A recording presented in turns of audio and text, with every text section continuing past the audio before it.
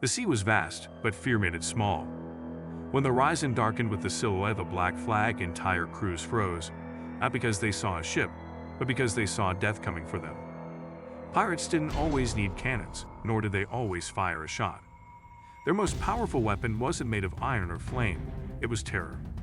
From the color of their flags to the sound of their drums, everything pirates did, every scream, every silence, was crafted to destroy the enemy's courage before the battle ever began. The art of terror. In the golden age of piracy, fear was an art form. The Black Flag, the Jolly Roger, was their masterpiece, but it wasn't always a skull and crossbones.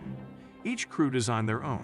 Skeletons drinking from hourglasses, bleeding hearts, daggers through skulls. They were visual threats, painted in tar and blood.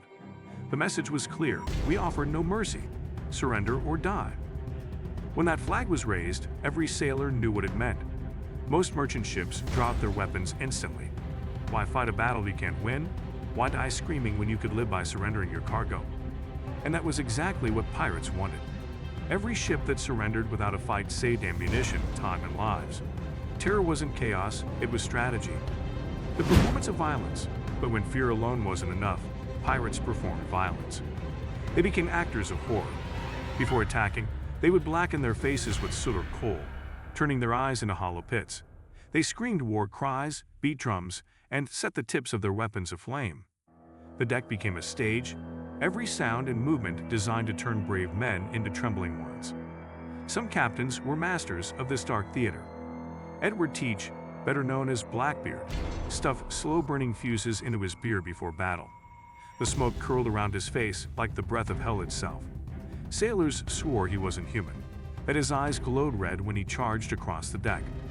He didn't have to kill every man on board, his legend did it for him. Even when he wasn't there, the idea of him was. And that's the ultimate power of fear, it lingers. Symbols that spoke louder than cannons.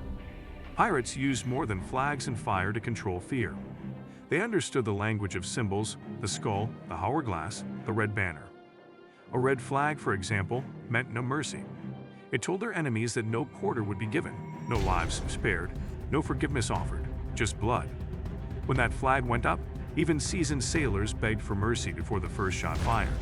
But here's the trick: not every pirate meant it. Some captains raised the red flag just to force surrender, then spared the crew once the ship was theirs. It was a deadly psychological gamble, promised death to avoid using it. Fear, when used properly, saved more lives than it took.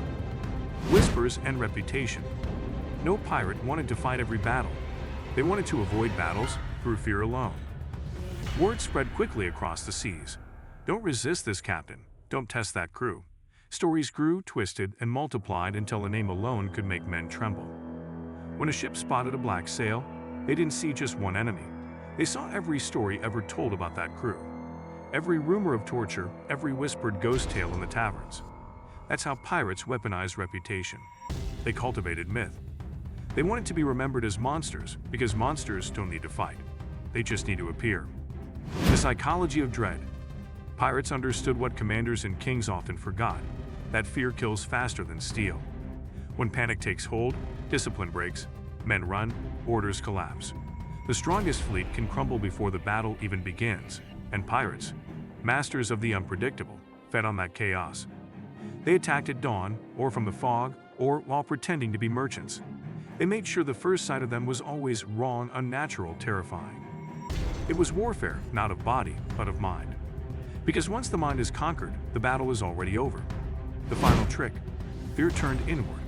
For all their daring, for all their thunderous bravado, pirates were haunted by one enemy they could never outfight: fear itself. They lived in its shadow every single day. Fear of mutiny from within their own ranks, fear of betrayal by trusted crewmates, fear of capture, and the long drop from the gallows. The ocean gave them freedom, yes, but also a life where death was always close enough to smell.